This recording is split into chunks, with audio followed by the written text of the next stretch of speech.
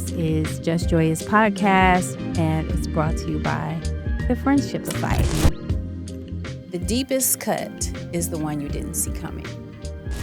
There are few things worse than being deceived, lied to, or stolen from.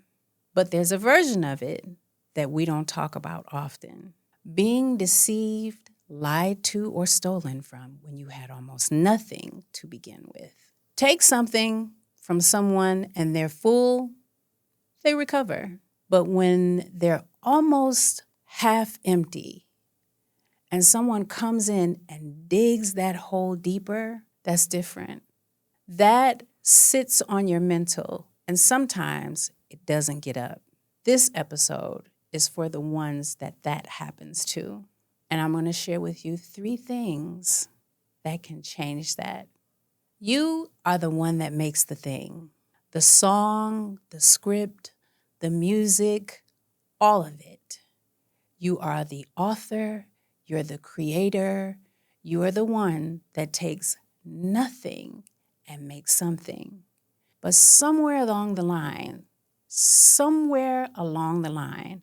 someone told you to stay in your lane, that the business belonged to someone who was smarter or calculating or cold. You can take anything and turn it into something extraordinary. And to me, that's the rarest thing in any room. But making a thing and creating a thing and the business of a thing and its IP are 2 different things, 2 different skill sets. And there is a gap that exists between them. And creating a thing, no one needs to teach you that. You came in the business with that. But protecting a thing, the business of a thing, no one taught you that. And it's not your fault. That's hidden behind a closed door that you knew nothing about. And that's on purpose. But that gap is what costs you. It can cost you everything. And I watched it cost someone their entire career. I knew a girl, a young woman, very talented, extremely talented. She was actually the first person I knew to get signed. In my opinion, she did everything right, everything. She was working hard. She was proving she deserved it. She got her family in a better environment. She got the kids in a better school. And then one day it turned and everything changed. And she had no money saved. And it's not because she was careless. It's because there was no money to begin with. There was nothing to save. The dates, all promotional. And when the label's interest started to dissipate, there was no recourse and there was no one to call. Her mental health became a question more than once. She's still here today, and I thank God for that. But her career didn't quite survive that. And it wasn't because she wasn't talented enough. It was because of that gap. That gap is what costs her. That gap is what will cost you. She had no one in her corner who understood the business intrinsically. No one who could sit across from the label and show them her value. And here's the part that traps you. When you don't know the business, you can't even pick the people who do. You can't even assemble the team because you don't know what a good team looks like. And I know exactly what you're going to say. I'm an artist. I'm not the business one. I can't wear every hat. You're right. And that's not what I'm asking. I'm not telling you to run the label or read every clause. I'm telling you to know the difference and know who can. I'm telling you to be able to see trouble before it costs you everything. And that may sound minuscule until you remember her. Because having someone who knew is the only thing that would have changed her outcome. It's the only thing that would have closed that gap. So here it is. The 3 things I promised you. The three things that change everything: flow, alignment, and knowledge.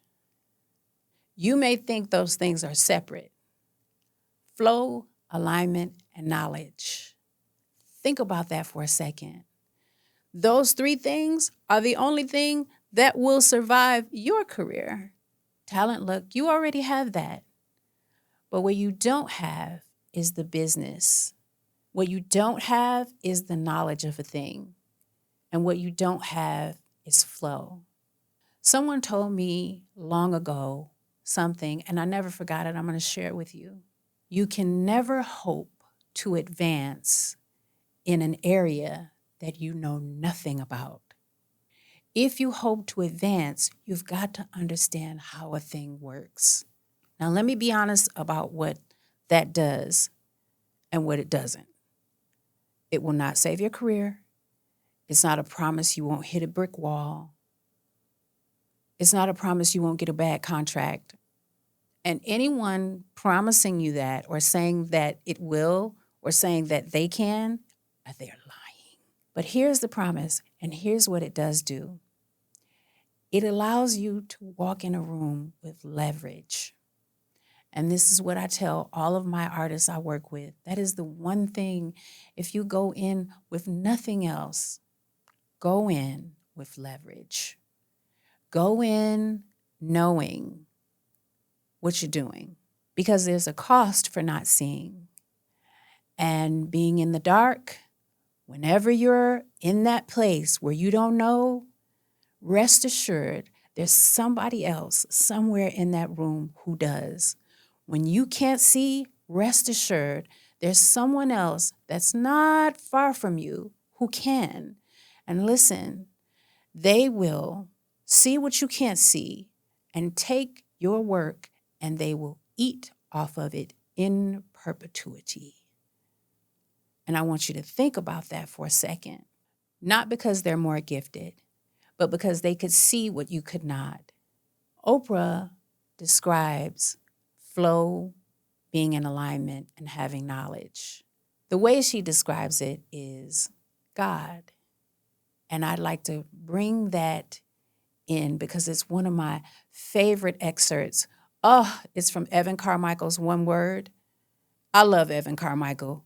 Evan Carmichael is how I discovered Dr. Joe Dispenza, but I digress. Back to flow. Flow, the way she describes it, she says, when God is trying to get your attention, if you're not in alignment, it's a whisper, and it feels like, oh, is that right? Or, is that so? And that's when you're not in alignment. And if you ignore the whisper, you get a tap. And if you ignore the tap, you get a shove. And if you ignore the shove, the brick wall falls down. And you are left feeling depleted. But when you are in flow, it's like that. It's just like that. It's like riding a wave.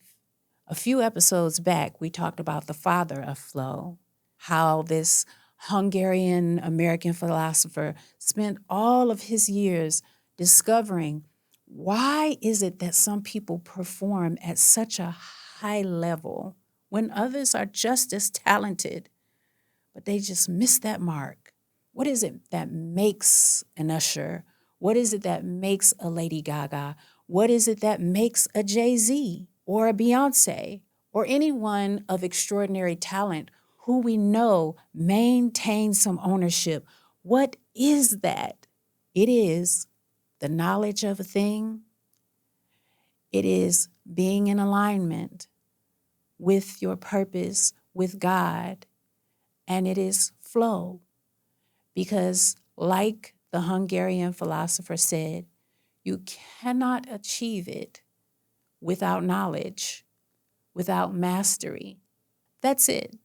That's all this is. That's all the Friendship Society is. That's all Just Joya is people from every walk of life pointing to one thing: flow, knowledge, alignment.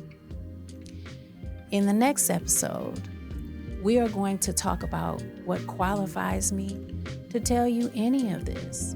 Because who in the heck do I think I am anyway?